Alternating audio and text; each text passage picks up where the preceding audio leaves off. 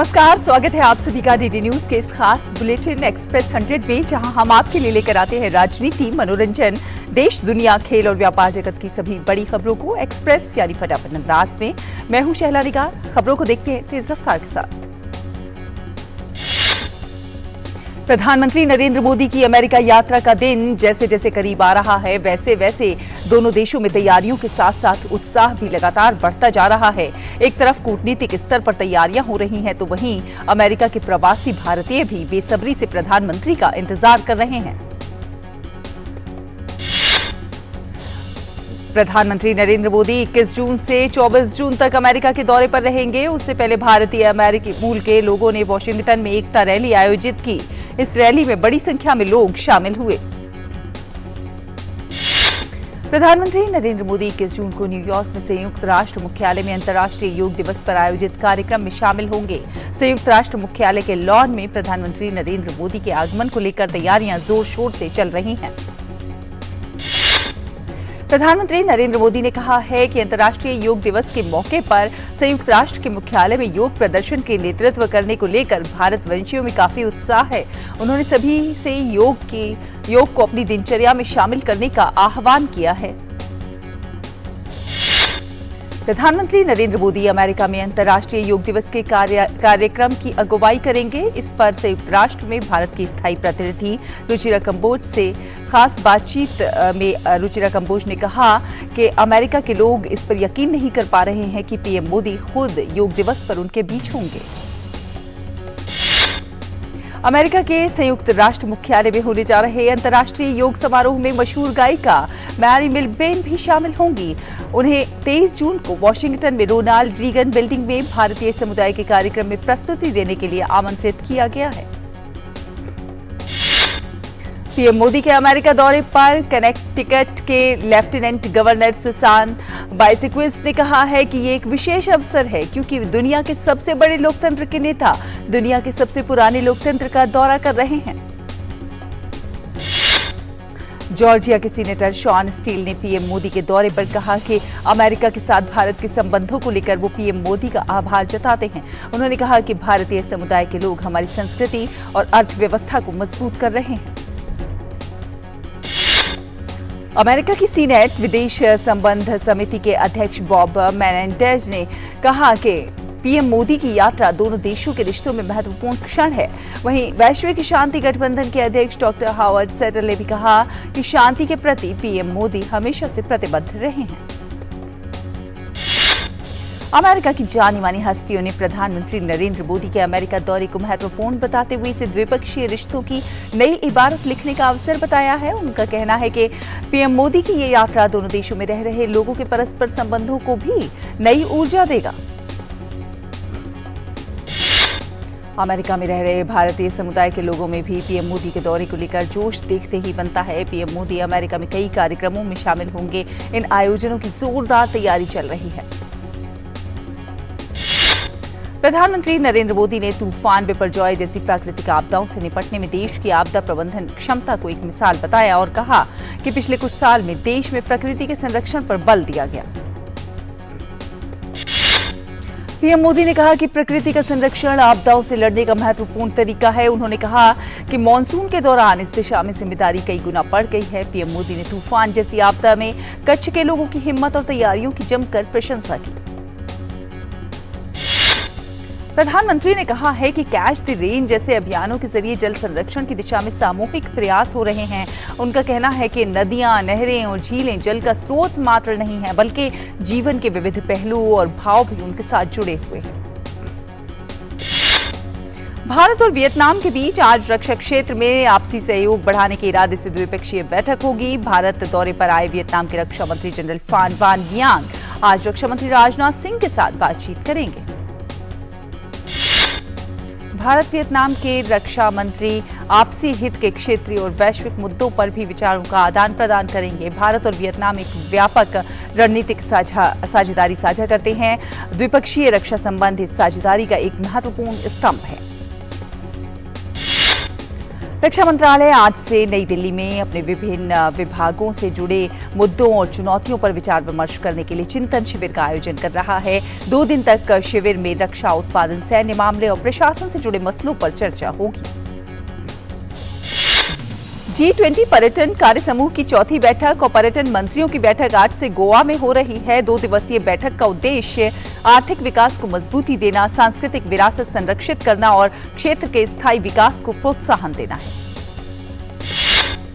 गोवा में G20 पर्यटन कार्य समूह के 2 प्रमुख निर्णय सतत विकास लक्ष्यों को प्राप्त करने के लिए एक साधन के रूप में पर्यटन के लिए गोवा रूपरेखा और G20 पर्यटन मंत्रियों की घोषणा शामिल है।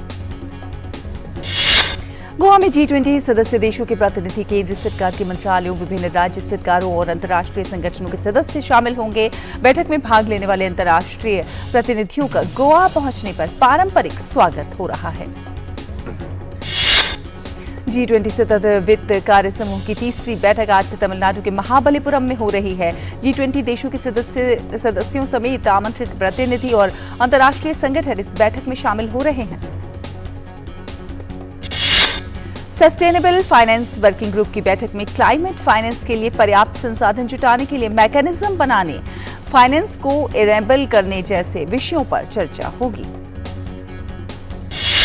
महाबलीपुरम की बैठक में पहली प्राथमिकता के लिए एक सूची तैयार की जाएगी ताकि क्लाइमेट इन्वेस्टमेंट को सपोर्ट किया जा सके। इसके तहत देश की परिस्थिति के हिसाब से बदलावों की प्रक्रिया पर भी ध्यान दिया जाएगा। वर्ष 2021 का गांधी शांति पुरस्कार गीता प्रेस गोरखपुर को प्रदान किया जाएगा। वर्ष 1923 में स्थापित गीता प्रेस दुनिया के सबसे बड़े प्रकाशकों में से एक है। इसने 14 भाषाओं में 41 करोड़ से अधिक पुस्तकें प्रकाशित की हैं। प्रधानमंत्री नरेंद्र मोदी की अध्यक्षता में निर्णायक मंडल ने सर्वसम्मति से इसका निर्णय लिया। गांधी शांति पुरस्कार महात्मा गांधी की 125वीं जयंती के अवसर पर वर्ष 1995 में शुरू किया गया था। पुरस्कार में 1 करोड़ रुपए, एक प्रशस्ति पत्र और एक पट्टिका प्रदान की जाती है। प्रधानमंत्री नरेंद्र मोदी ने शांति और सामाजिक सद्भाव के गांधीवादी आदर्शों को प्रोत्साहन देने में गीता प्रेस के योगदान की सराहना की। उन्होंने कहा कि गीता प्रेस को अपनी स्थापना के 100 वर्ष पूरे होने पर गांधी शांति पुरस्कार से सम्मानित करना संस्थान की सामुदायिक सेवा में किए गए कार्यों को मान्यता प्रदान करना है। भारतीय नौसेना की अत्याधुनिक पनडुब्बी INS वागीर आज से 22 जून तक कोलंबो के ऑपरेशनल विजिट पर रवाना हो रही है। ये यात्रा अंतर्राष्ट्रीय योग दिवस के 9वें संस्करण की स्मृति में है और ग्लोबल ओशन रिंग की थीम के साथ संरेखित करता है। भारतीय नौसेना पनडुब्बी के कमांडिंग ऑफिसर INS वागीर के ऑपरेशनल विजिट के दौरान पश्चिमी नौसेना क्षेत्र के commander rear admiral Suresh De Silva को मिलेंगे। 21 जून को कोलंबो बंदरगाह पर योग दिवस के अवसर पर भव्य कार्यक्रम की योजना बनाई गई है। कर्नाटक के बेंगलुरु में आज वंदे भारत एक्सप्रेस ट्रेन का KSR बेंगलुरु से लेकर धारवाड़ के बीच ट्रायल रन हो रहा है। बेंगलुरु से ये ट्रेन आज सुबह 5:45 बजे रवाना हुई और ये दोपहर 2:40 पर धारवाड़ पहुंचेगी। मणिपुर में शांति बहाली के लिए प्रयास जारी हैं। इसी कड़ी में मणिपुर के मुख्यमंत्री एन बीरेन सिंह ने मिजोरम के मुख्यमंत्री जोरामथंगा से फोन पर बातचीत की और शांतिपूर्ण सह अस्तित्व पर जोर देते हुए इस मुद्दे को हल करने में उनकी मदद मांगी। रुकेंगे एक छोटे से ब्रेक के लिए। ब्रेक के उस पार कुछ और खबरें हैं, आप देखते रहिए express 100। Yoga, in the ancient Indian language Sanskrit, means to conjoin. Conjoining our body with the mind and conjoining our soul with the universal spirit is yoga. In the 20th century, some of these antique but evergreen ideas were tested with the scientific tools to ascertain and demonstrate their veracity in a world that craved for empirical evidence. Indian yoga gurus demonstrated how the metabolic changes, the rate of heart or pulse, the electrical activities of heart and brain, the body temperature and the oxygen intake of the body could be so well regulated by asanas, pranayams and dhyan. This immediately led to a much greater acceptance of yoga as an alternative lifestyle. At the same time, many learned men took this quintessential Indian practice to the world and firmly established it on the international arena.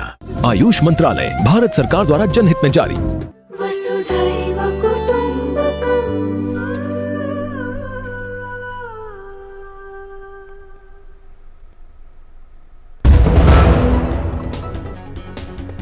Break के बाद एक बार फिर स्वागत है आपका। आप देख रहे हैं एक्सप्रेस 100। चलिए रुक करते हैं कुछ अन्य खबरों का। मिजोरम के मुख्यमंत्री ने भरोसा दिया है कि हिंसा खत्म करने के लिए उनकी सरकार ने कई कदम उठाए हैं।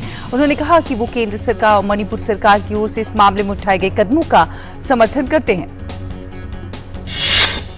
राष्ट्रीय स्वयंसेवक संघ ने मणिपुर में सभी पक्षों से शांति की अपील की है। संघ ने कहा है कि किसी भी समस्या का समाधान आपसी संवाद और शांतिपूर्ण वातावरण में ही संभव है।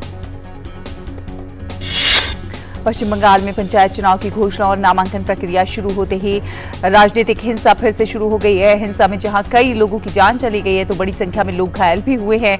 बीजेपी ने इसके लिए ममता सरकार को जिम्मेदार माना है। पंजाब के बठिंडा के सुविधा केंद्र में करीब 19 लाख रुपए की नकदी चोरी करने वाले आरोपी गुरबंत सिंह को पुलिस ने गिरफ्तार कर लिया है। बार बार बयान बदलने के कारण आरोपी पुलिस की नजर में आया। सिक्किम में भारी बारिश और भूस्खलन के कारण लोगों को परेशानी का सामना करना पड़ रहा है। कई नदियां उफान पर हैं और पुल के ऊपर से पानी बह रहा है। सड़क संपर्क बाधित है और घर भी क्षतिग्रस्त हो गए हैं। चक्रवाती तूफान बिपरजॉय के कारण राजस्थान में भारी तबाही मची है। तेज बारिश के कारण अजमेर के जवाहरलाल नेहरू अस्पताल में पानी भर गया है। इसकी वजह से डॉक्टरों और मरीज दोनों को काफी दिक्कतों का सामना करना पड़ रहा है। दिल्ली में आज तड़के मौसम ने एक बार फिर करवट ली है। इस दौरान दिल्ली में हल्की बारिश हुई है जिससे लोगों को भीषण गर्मी और उमस से थोड़ी राहत मिली है। मौसम विभाग के मुताबिक अगले 2 से 3 दिनों के दौरान दक्षिण भारत, पश्चिम बंगाल, झारखंड और बिहार के कुछ एक हिस्सों में मानसून के आगे बढ़ने के लिए परिस्थितियां अनुकूल हैं। आज ओडिशा, छत्तीसगढ़, झारखंड, तेलंगाना, तटीय आंध्र प्रदेश और पूर्वी मध्य प्रदेश, विदर्भ, पूर्वी उत्तर प्रदेश, पश्चिम बंगाल और बिहार के कुछ एक इलाकों में भीषण लू चलने की बहुत संभावना है। मौसम विभाग ने उत्तर प्रदेश, बिहार, तमिलनाडु, मध्य प्रदेश जैसे कई राज्यों में ऑरेंज अलर्ट जारी किया है। इसके मद्देनजर कुछ राज्यों ने स्कूल खुलने की तारीख आगे बढ़ा दी है।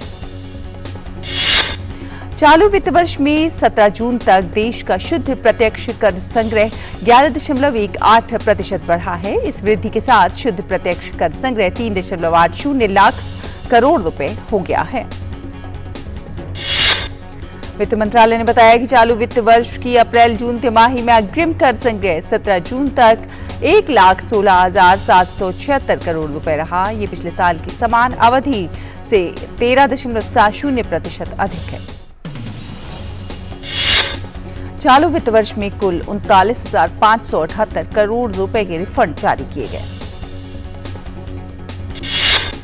केंद्र सरकार ने 20 और 21 जून को MCA 21 वर्जन 3 पोर्टल से संबंधित मुद्दों के समाधान के लिए सभी हितधारकों को परामर्श के लिए बुलाया है।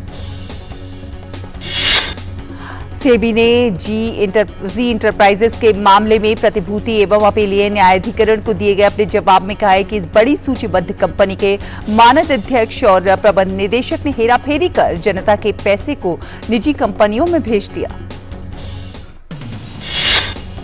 LIC ने बिपरजॉय चक्रवात से प्रभावित बीमा नीतियों और प्रधानमंत्री जीवन ज्योति बीमा योजना के दावेदारों की कठिनाइयों को कम करने के लिए रियायतों की घोषणा की है। सार्वजनिक क्षेत्र की THDC इंडिया लिमिटेड ने मध्य प्रदेश में स्थित अपने अमेलिया कोयला ब्लॉक से कोयले की आपूर्ति का परिचालन शुरू कर दिया है। ऋण शोधन अक्षमता एवं दिवालियापन संहिता के मॉरेटोरियम प्रावधानों में कुछ क्षेत्रों के लिए ढील दी जा सकती है। कंपनी मामलों का मंत्रालय विमानों के पट्टे को इस प्रावधान से बाहर रखने पर विचार कर रहा है। करीब 13 साल के लंबे अंतराल के बाद national commodity and derivative exchange मूंगफली वायदा शुरू करने जा रहा है। वैश्विक बाजार में भारत को पाकिस्तान से बासमती चावल के लिए निर्यात के लिए कड़ी प्रतिस्पर्धा का सामना करना पड़ रहा है। मुक्त व्यापार समझौते के तहत भारत यूनाइटेड किंगडम से बासमती चावल की विभिन्न किस्मों पर आयात शुल्क घटाने की आवाज उठाएगा। गूगल, उबर, मेटा, अमेजॉन जैसी सदस्यों वाली computer and communications association industries association ने अमेरिका और भारत के बीच डिजिटल व्यापार में 20 नीतिगत बाधाओं का जिक्र किया है। सीसीएआई ने मध्यस्थता नियमों के तहत अतिरिक्त शर्तें लागू करने वाले सूचना प्रौद्योगिकी अधिनियम के संशोधन, content moderation act, equalization levy और प्रस्तावित दूरसंचार विधेयक को इन बाधाओं में शामिल किया है। केंद्र की महत्वाकांक्षी ग्रेट निकोबार ट्रांसशिपमेंट बंदरगाह परियोजना को दी गई पर्यावरणीय मंजूरी की जांच के लिए गठित एक उच्च अधिकार प्राप्त समिति इस परियोजना को अपनी पूर्ण मंजूरी दे सकती है। पेंशन कोष नियामक एवं विकास प्राधिकरण एक व्यवस्थित निकासी योजना लाने की तैयारी कर रहा है। इसके तहत पेंशन खाता धारकों को 60 साल की आयु पूरी होने पर एकमुश्त राशि निकालने की सुविधा मिलेगी। दूरसंचार विभाग सितंबर 2022 के दूरसंचार विधेयक के मसौदे में प्रस्तावित दूरसंचार नियामक अधिनियम के सभी संशोधनों को समाप्त करने वाला है, क्योंकि विधेयक को मूर्त रूप दे रहा है। श्रीराम प्रॉपर्टीज चालू वित्त वर्ष में अपनी मौजूदा और नई आवासीय परियोजनाओं के निर्माण पर लगभग 750 करोड़ रुपए का निवेश करेगी। संयुक्त राष्ट्र कृषि विकास कोष ने मोटे अनाज को बढ़ावा देने और 18 देशों को 18 लाख टन गेहूं निर्यात करने के लिए भारत की सराहना की। नेपाल के पूर्वी हिस्सों में बारिश का सितम जारी है। भारी बारिश के बाद आई आपदा ने कई लोगों के मरने की खबर मिली है इसमें, और जबकि कई दर्जन लोग लापता बताए जा रहे हैं। पुलिस ने बताया कि पूर्वी नेपाल में भूस्खलन से अब तक 5 लोगों की मौत हुई है। वहीं अब तक 28 लोग लापता हैं। लापता लोगों की तलाश जारी है।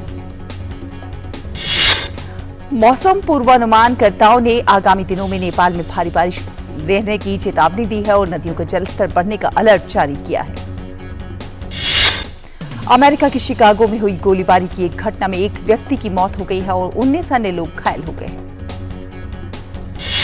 गोलीबारी की यह घटना शिकागो के दक्षिण पश्चिम में करीब 39 किलोमीटर दूर स्थित विलोब्रुक में हुई। ये घटना जूनटीन्थ उत्सव के दौरान हुई, जहां पर बड़ी संख्या में लोग इकट्ठा थे। ड्यूपेच काउंटी शेरिफ कार्यालय के मुताबिक गोलीबारी की घटना के कारण का पता नहीं चल सका है। हमले में घायल लोगों को अस्पताल में भर्ती कराया गया है। इजराइल के प्रधानमंत्री बेंजामिन नेतन्याहू ने कहा है कि वो ईरान के परमाणु कार्यक्रम संबंधी उस अंतरिम समझौते का विरोध करते हैं जिस पर अमेरिका और ईरान के बीच कथित तौर पर बातचीत हो रही है। नेतन्याहू ने ये बात तब कही है जब इजरायली मीडिया में आई खबरों में कहा गया है कि वॉशिंगटन और तेहरान के बीच सहमति बनाने का प्रयास हो रहा है, जिसका उद्देश्य कुछ प्रतिबंधों के राहत के बदले ईरान के परमाणु कार्यक्रम पर कुछ हद तक रोक लगाना है। वॉशिंगटन और तेहरान के बीच सहमति बनाने के प्रयास की खबरों के बीच अमेरिका ने सार्वजनिक तौर पर कहा है कि ऐसा कोई समझौता नहीं हो रहा है। इजराइल के प्रधानमंत्री बेंजामिन नेतन्याहू ने कहा है कि वो सप्ताह इजराइल के नए न्यायिक सुधार कानून के ऊपर सक्रिय कदम उठाएंगे। राष्ट्रपति वोलोदिमीर ज़ेलेंस्की ने पूर्व में लड़ाई के केंद्र बिंदुओं में से एक अवदिव्का में यूक्रेनी सेना की प्रशंसा की है। सूडान में हुए 72 घंटे का संघर्ष विराम के बाद कल सूडान से करीब 165 विस्थापित लोग इराक की राजधानी बगदाद पहुंचे हैं।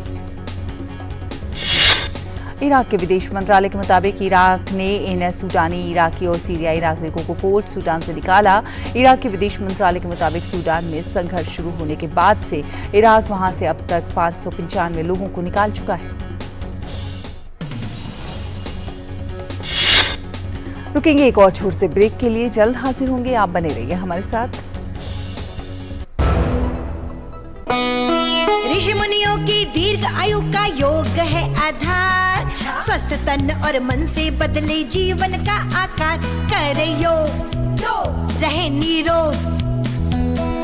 बीपी शुगर मोटापे को योग ही घटाए। दिल की बीमारी और तनाव भी छूमंतर हो जाए। योग और ध्यान है समाधान। करे योग, हे हे। आयुष मंत्रालय, भारत सरकार द्वारा जनहित में जारी। वसुधैव कुटुम्बकम्।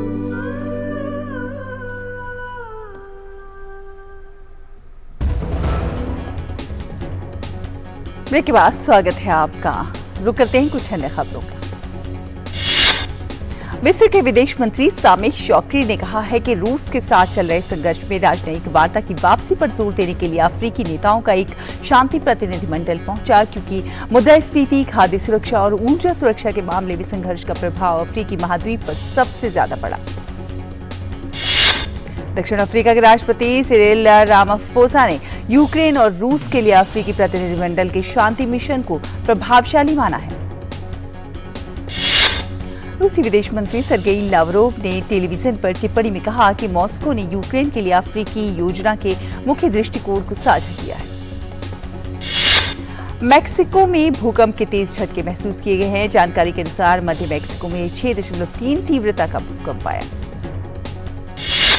कप्तान सुनील छेत्री की अगुवाई वाली भारतीय पुरुष फुटबॉल टीम ने 5 साल बाद इंटरकॉन्टिनेंटल कप टूर्नामेंट का खिताब जीत लिया है। भुवनेश्वर के कलिंगा स्टेडियम में खेले गए फाइनल मुकाबले में भारत ने लेबनान के खिलाफ 2-0 से शानदार जीत हासिल की। लेबनान के खिलाफ इस मुकाबले में भारत के लिए कप्तान सुनील छेत्री ने पहला गोल किया। उनके बाद छंगटे ने दूसरा गोल करके 2-0 से मैच अपने नाम कर लिया। इस जीत के साथ ही टीम इंडिया ने दूसरी बार ये खिताब अपने नाम किया है। भारत ने पिछली बार 2018 में इस टूर्नामेंट को जीता था। किर्गिस्तान में आयोजित एशियाई कुश्ती चैंपियनशिप के अंडर 23 वर्ग की स्पर्धा के अंतिम दिन भारतीय पहलवानों ने 2 स्वर्ण और 1 कांस्य पदक अपने नाम किए। एशियाई कुश्ती चैंपियनशिप के 61 किलोग्राम भार वर्ग के फ्री स्टाइल स्पर्धा में मोहित कुमार ने स्वर्ण पदक जीतने में सफलता पाई। वहीं एक अन्य फ्री स्टाइल स्पर्धा के 89 किलोग्राम भार वर्ग में भारत के सागर जागला ने स्वर्ण पदक जीता, जबकि पुरुषों के 92 किलो भार वर्ग के फ्री स्टाइल प्रतियोगिता में प्रवीण कुमार के नाम कांस्य पदक रहा। एशियन ट्रैक साइकिलिंग चैंपियनशिप में भारतीय साइकिल चालकों ने 3 राष्ट्रीय रिकॉर्ड तोड़ दिए। पुरुषों के 4000 मीटर व्यक्तिगत परस्यूट में विश्वजीत सिंह ने नया राष्ट्रीय कीर्तिमान बनाया। दूसरी ओर महिलाओं की 3000 मीटर व्यक्तिगत परस्यूट में मीनाक्षी ने 6ठा स्थान हासिल किया। साथ साथ उन्होंने पुराने रिकॉर्ड को तोड़कर एक नया राष्ट्रीय रिकॉर्ड अपने नाम कर लिया। वहीं महिलाओं की 3000 मीटर के टीम परस्यूट में भारतीय टीम 6ठे स्थान पर रही। भारतीय महिला टीम ने टीम परस्यूट में भी राष्ट्रीय रिकॉर्ड कायम किया। भारतीय बैडमिंटन स्टार सात्विक साईराज रांकीरेड्डी और चिराग शेट्टी की जोड़ी ने पहली बार BWF विश्व टूर सुपर 1000 का खिताब अपने नाम किया। फाइनल मुकाबले में सात्विक साईराज और चिराग शेट्टी की जोड़ी ने मलेशिया के वोइयेक और आरोन चिया की जोड़ी को 21-17, 21-18 से मात दी। अभिषेक वर्मा ने तीरंदाजी विश्व कप चरण 3 की पुरुष कंपाउंड व्यक्तिगत स्पर्धा में स्वर्ण पदक जीता। इंग्लैंड और ऑस्ट्रेलिया के बीच एजबेस्टन में खेले जा रहे एशेज सीरीज के पहले टेस्ट के लिए तीसरे दिन का खेल खत्म होने तक इंग्लैंड ने 2 विकेट के नुकसान पर 28 रन बना लिए हैं। स्पेन ने क्रोएशिया को हराकर यूएफए नेशंस लीग का खिताब जीत लिया है। रविवार देर रात खेले गए एक बेहद रोमांचक मुकाबले में पेनाल्टी शूटआउट में स्पेन ने क्रोएशिया को 5-4 के अंतर से हराकर नेशंस लीग के खिताब पर कब्जा जमाया। हंसल मेहता द्वारा निर्देशित व्यापक रूप से सफल स्ट्रीमिंग श्रृंखला स्कैम के नए एडिशन के साथ लौट रही है। इस बार एक और बड़े घोटाले का पर्दाफाश किया गया, जिसने पूरे देश को झकझोर कर रख दिया है। मराठी फिल्म बाप माणूस का मोशन पोस्टर रविवार को फादर्स डे के मौके पर जारी किया गया। दिल को छू लेने वाला पिता बेटी का ये खास बंधन है इस मराठी फिल्म में। नेल्सन दिलीप कुमार द्वारा निर्देशित जेलर के पोस्ट प्रोडक्शन का काम तेजी से चल रहा है। साउथ सुपरस्टार रजनीकांत की फिल्मों का उनके फैंस को बेसब्री से इंतजार रहता है। अभिनेता जल्दी ही फिल्म जेलर में नजर आने वाले हैं। बॉलीवुड अभिनेता शाहरुख खान की बेटी सुहाना खान की डेब्यू फिल्म द आर्चीज का टीजर रिलीज हो गया है, जिसमें आपको सुहाना, खुशी और अगस्त्य नंदा के प्यार, रोमांस और ब्रेकअप की कहानी देखने को मिलेगी। लंबे इंतजार के बाद बिग बॉस OTT सीजन 2 शुरू हो गया है। इसे सलमान खान होस्ट कर रहे हैं। इस बार शो में नवाजुद्दीन सिद्दीकी की पत्नी आलिया सिद्दीकी ने भी हिस्सा लिया।